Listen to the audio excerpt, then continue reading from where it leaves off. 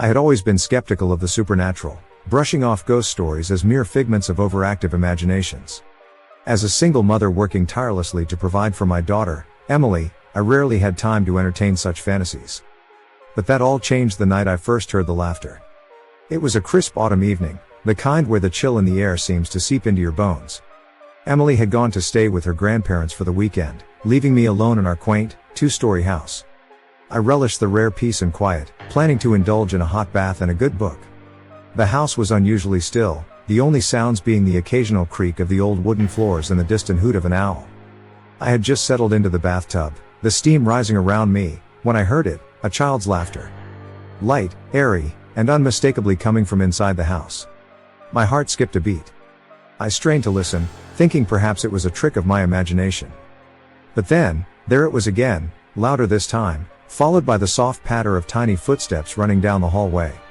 I jolted out of the bath, hastily wrapping a towel around myself, and crept towards the door. The laughter had stopped, replaced by an eerie silence that seemed to press in on me from all sides. I peeked into Emily's room, half expecting to find her there, despite knowing she was miles away. The room was empty, the bed neatly made, her toys arranged just as she had left them. I felt a chill that had nothing to do with the cooling water on my skin. Deciding I must be tired, I shrugged it off and went to bed, but sleep did not come easily that night. The next day, I busied myself with chores, trying to forget the unsettling experience. As evening fell, I settled onto the couch with a cup of tea, flicking through channels absent-mindedly. Suddenly, the TV turned off, plunging the room into darkness. Before I could react, the laughter returned, closer this time, echoing through the living room. My blood ran cold as I saw a small shadow dart across the hallway, too quick to make out any details. I stumbled to my feet, my pulse pounding in my ears. "Who's there?" I called out, my voice trembling. No response, just the oppressive silence that now felt suffocating. Gathering my courage, I followed the direction of the shadow, my heart thudding with each step. As I reached the end of the hallway, I noticed something strange. The old, ornate mirror that hung there, a relic from the house's previous owners, was slightly ajar. Behind it, I discovered a hidden door, its edges barely visible in the dim light. With trembling hands, I pushed the door open, revealing a narrow staircase descending into darkness. The air was musty and thick with the scent of age and decay. Summoning every ounce of bravery, I stepped inside, the door creaking shut behind me. As I descended, the laughter grew louder, more insistent, mingled with whispers that sent shivers down my spine. At the bottom of the stairs, I found myself in a small, dusty room. The walls were lined with old photographs, their black and white faces staring at me with hollow eyes. In the center of the room stood a small, weathered bed, and on it lay a child's teddy bear, its eyes seeming to follow me as I moved. The laughter stopped abruptly, replaced by an icy silence that made my skin prickle. Just as I was about to turn back, I noticed a faded newspaper clipping pinned to the wall. The headline read, "Child disappears from orphanage, mystery unsolved." The photograph accompanying the article showed a familiar house, my house. I felt a cold hand grip my shoulder, and I whirled around to see nothing but empty air. My breath came in ragged gasps as I realized the truth. My home had once been an orphanage, and a child had vanished here under mysterious circumstances. As I backed away, the door slammed shut, plunging me into darkness. The child's laughter echoed once more, now tinged with a malevolent glee. I knew then that I was not alone, and whatever haunted this house had no intention of letting me go. The following day, I couldn't shake the lingering dread that had settled over me. The whispers, the laughter, and the ghostly child's presence all gnawed at my sanity. Determined to learn more, I decided to visit the local library. Maybe, just maybe, I could find something about the orphanage that would explain the eerie occurrences in my home. The library was a grand old building, its towering shelves filled with dusty tomes and ancient records. I approached the librarian, a kindly elderly woman named Mrs. Thompson, and explained my predicament. Her eyes widened with recognition as I mentioned the orphanage. "Ah, the old Whitaker orphanage," she said, her voice tinged with sorrow. "A tragic place, that was. So many children lost. So many unanswered questions." She led me to the archives section and helped me locate a collection of records about the orphanage. As I sifted through the faded documents and yellowed photographs, a clearer picture of the orphanage's dark past began to emerge. The orphanage had been established in the early 1900s, and for a time, it had been a place of hope for many children. But as the years went by, stories of neglect, abuse, and mysterious disappearances began to surface. The matron, Mrs. Whitaker, was a stern and cold-hearted woman, feared by all who knew her. She ran the orphanage with an iron fist, and it seemed no one dared to question her methods. One article, in particular, caught my eye. It detailed the investigation into Thomas's disappearance. The authorities had searched the orphanage from top to bottom but had found no trace of the boy. Mrs. Whitaker had insisted he had run away, but many suspected foul play. The case had eventually gone cold, leaving the mystery unsolved. I also discovered a mention of a hidden room in the orphanage, rumored to be where Mrs. Whitaker would punish the children. My heart raced as I realized I had found that very room in my own home. I shuddered, recalling the oppressive atmosphere and the sense of unseen eyes watching me. As I pored over the documents, I found a chilling account from one of the surviving children, now an elderly man.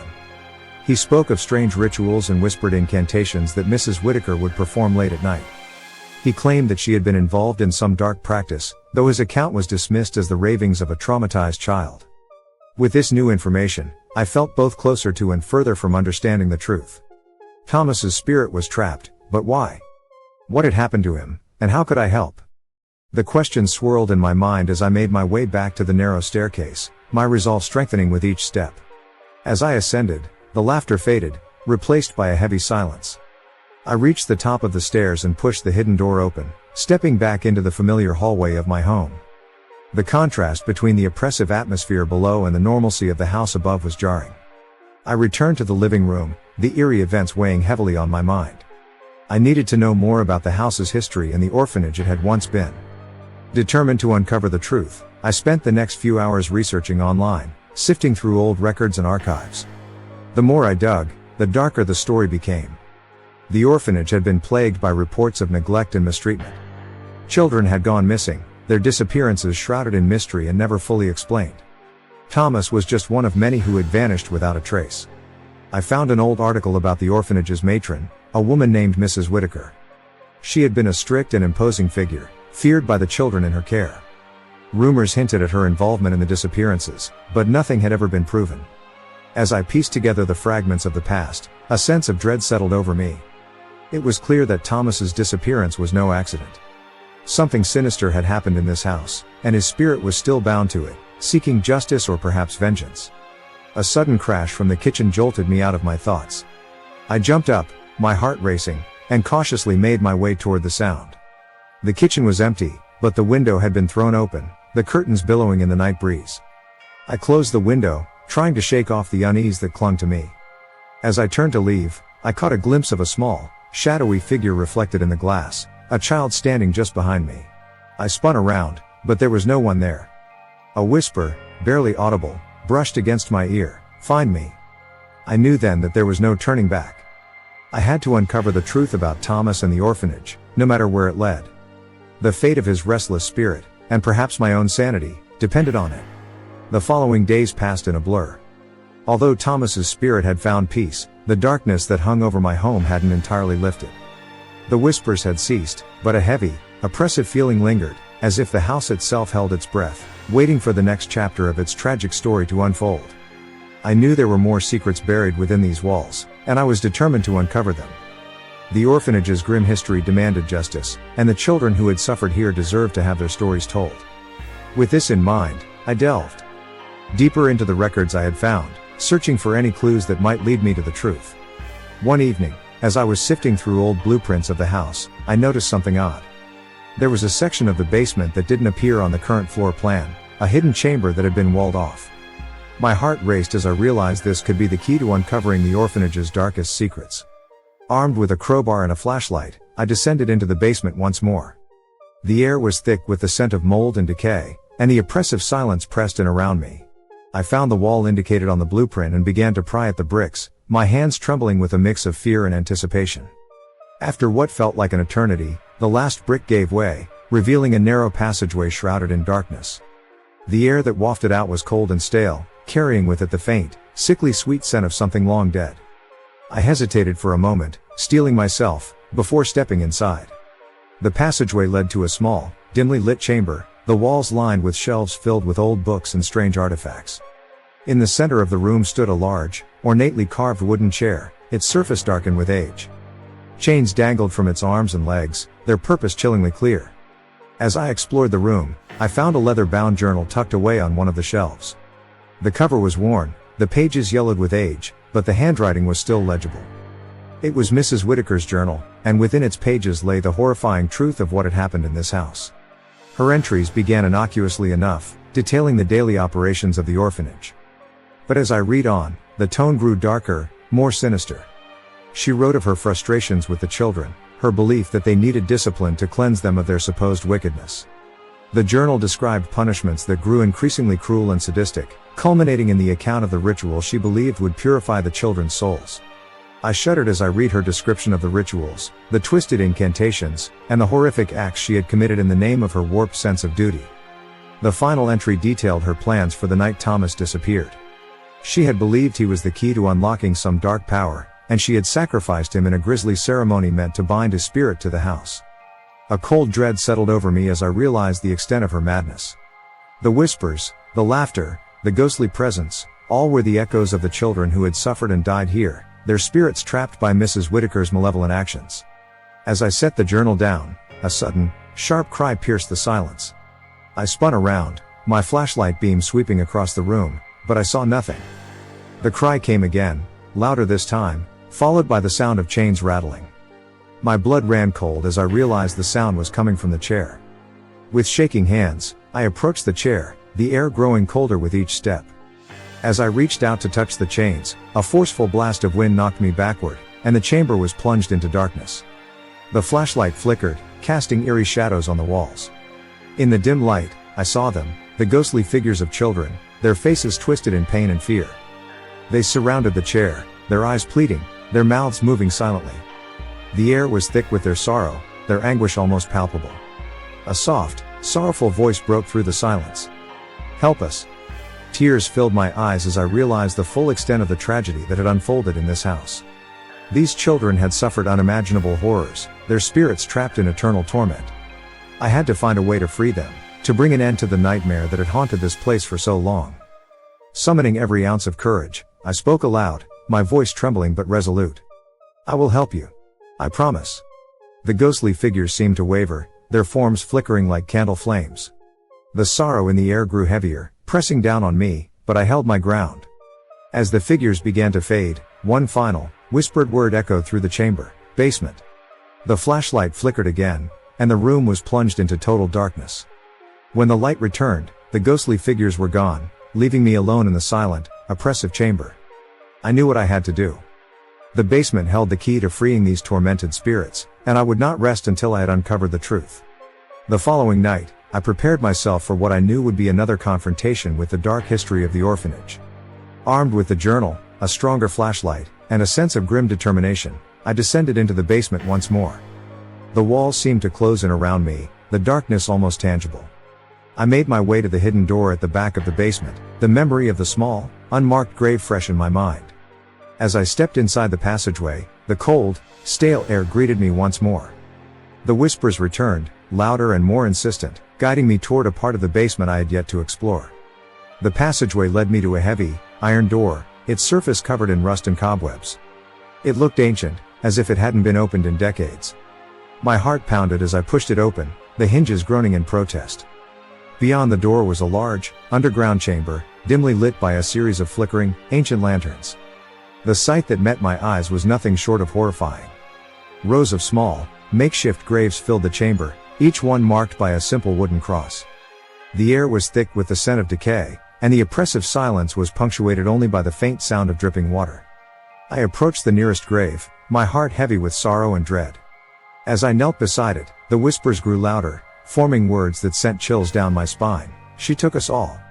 Tears filled my eyes as I realized the full extent of Mrs. Whitaker's madness. She hadn't just taken Thomas, she had taken countless children, their lives snuffed out and their bodies hidden away in this dark, forgotten chamber. Their spirits had been trapped here, bound by her malevolent rituals. As I moved deeper into the chamber, the whispers intensified, urging me toward a large, stone altar at the far end of the room. The surface of the altar was stained with dark, dry blood, and the air around it seemed to vibrate with a malevolent energy. I placed the journal on the altar, hoping that confronting Mrs. Whitaker's dark legacy would help break the hold she had over these tormented spirits. As I did, the ground beneath me began to tremble, and the whispers rose to a deafening roar. The lanterns flickered wildly, casting eerie, dancing shadows on the walls. The ghostly figures of the children appeared once more, their eyes wide with fear and desperation. They reached out to me, their mouths moving silently as they pleaded for release. A sudden, violent gust of wind swept through the chamber, and the figure of Mrs. Whitaker materialized before me. Her face was twisted in a mask of rage and madness, her eyes burning with a malevolent fire. "You dare defy me?" she hissed, her voice echoing through the chamber. "These children are mine. Their souls belong to me." Summoning every ounce of courage, I faced her, my voice trembling but resolute. "No, they don't. They deserve peace, and I will see that they get it." With a scream of rage, Mrs. Whitaker lunged at me, her ghostly form flickering and shifting. The children's spirits surrounded me, their presence lending me strength. I reached for the journal, opening it to the final, blood-stained page. As I read the twisted incantation aloud, the ground shook violently, and a blinding light filled the chamber. Mrs. Whitaker's scream turned to one of anguish and despair as her form began to dissolve, the light consuming her. The ground shook violently, and the whispers reached a deafening crescendo. The light grew brighter, blinding me, and I felt a surge of energy as the darkness was driven away. Mrs. Whitaker's screams faded into silence, and the oppressive presence lifted, replaced by a sense of peace and tranquility. When the light finally dimmed, I found myself alone in the chamber, the rows of graves now bathed in a gentle, golden glow. The children's spirits had been released, their torment finally ended. I knelt beside the altar, tears streaming down my face, and whispered a prayer for their peace. Exhausted but relieved, I made my way back up the passageway, the weight of the orphanage's dark history now lifted from my shoulders. As I stepped into the light of the basement, I felt a sense of closure, knowing that the spirits of the children were finally at rest. But as I reached the top of the stairs, I felt a cold hand on my shoulder. I turned, my heart pounding, to see the ghostly figure of Thomas, his eyes filled with gratitude and sorrow. "Thank you," he whispered. "But there is still one more." Before I could respond, he faded into the shadows, leaving me with a new sense of urgency. The ordeal was not over. There was still one more mystery to uncover, one more spirit to set free. With the spirits of the children finally at rest and Mrs. Whitaker's dark influence banished, I felt a deep sense of peace settle over my home. The oppressive weight that had once filled the air was gone, replaced by a serene stillness. For the first time in weeks, I allowed myself to relax, believing that the nightmare was truly over. Days turned into weeks, and life began to return to normal. Emily came home from her grandparents, and the house was once again filled with the joyful sounds of her laughter and play. We settled back into our routines, the memories of the terrifying event slowly fading into the background. One evening, as I was tucking Emily into bed, she looked up at me with her big, innocent eyes. "Mommy, do you know about the secret room in the attic?" she asked, her voice curious. My heart skipped a beat. "What secret room, sweetheart?" Emily pointed to the ceiling. "The one where the lady talks to me at night." A chill ran down my spine. "What lady, Emily?" "She's really nice," Emily said, her voice dreamy. "She tells me stories and sings me lullabies." Trying to keep my voice steady, I asked, "What does she look like?" Emily's eyes sparkled with excitement. "She has long, dark hair and wears a pretty old-fashioned dress. She told me her name is Mrs. Whitaker." The room seemed to close in around me, the air growing cold. "Emily, are you sure?" I whispered, my voice trembling. Emily nodded, her expression earnest. "Yes, Mommy. She said she's here to take care of me." Panic surged through me. I kissed Emily on the forehead and hurried downstairs, my mind racing. How was it possible? I had banished Mrs. Whitaker's spirit, freed the children, and cleansed the house of its darkness. Yet, Emily's innocent words suggested that the nightmare was far from over. Determined to uncover the truth, I returned to the attic. The room was just as I had left it, filled with old toys and forgotten memories. But as I searched the space, I noticed something I hadn't seen before, a small door hidden behind a stack of dusty boxes. With trembling hands, I pushed the boxes aside and opened the door. It creaked on its hinges, revealing a narrow, dark staircase leading downward. The air that wafted up was cold and stale, carrying with it a faint, sickly sweet scent. Summoning all my courage, I descended the stairs, my flashlight casting eerie shadows on the walls. At the bottom, I found myself in a small, dimly lit room. The walls were lined with old photographs, their black and white faces staring at me with hollow eyes. In the center of the room stood a large, ornate mirror, its surface covered in dust. As I wiped it clean, my reflection stared back at me, but something was wrong. My face seemed distorted, twisted with fear. And then, behind me, I saw her, Mrs. Whitaker. Her ghostly form flickered in the mirror, her eyes filled with a malevolent gleam. "You thought you could get rid of me?" she hissed, her voice echoing through the room. "You are just like the others. You can't escape me." I turned to face her, my heart pounding in my chest. "What do you want?" I demanded, my voice shaking. She smiled, a cold, cruel smile. "This house is mine. These children are mine. And now, so is your daughter." Fury and fear surged through me. "You will not take her," I screamed. Mrs. Whitaker's laughter echoed through the room. "You have no power here," she taunted. "Your rituals mean nothing. I am bound to this house, and I will never leave." Desperation clawed at me as I searched for a way to fight back. My eyes fell on the mirror, its surface still shimmering with her reflection. An idea sparked in my mind. I grabbed the locket from my pocket and pressed it against the mirror, reciting the incantation from her journal. The room filled with a blinding light, and Mrs. Whitaker's form began to waver. She screamed, a sound of pure rage and despair, as the light consumed her. The mirror cracked, the glass splintering into a web of fractures, and then shattered into a million pieces. The light faded, leaving me standing alone in the now silent room. The oppressive cold was gone, replaced by a gentle warmth. I knew then that Mrs. Whitaker's spirit had been truly banished, her malevolent presence finally eradicated. I made my way back upstairs, my heart still pounding. As I entered Emily's room, I found her sound asleep, her face peaceful. I knelt beside her bed, tears of relief streaming down my face. The nightmare was finally over. Mrs. Whitaker was gone, and the spirits of the children were at peace. My home was once again a place of safety and love. But as I stood up to leave, I couldn't shake the feeling that the darkness had left a permanent mark on me. As I turned off the light and closed the door, I heard a faint whisper, almost imperceptible, "Thank you." The past had been laid to rest, but its memory would forever linger. My family and I had survived the ordeal, and we would move forward, forever changed but stronger for having faced the darkness together.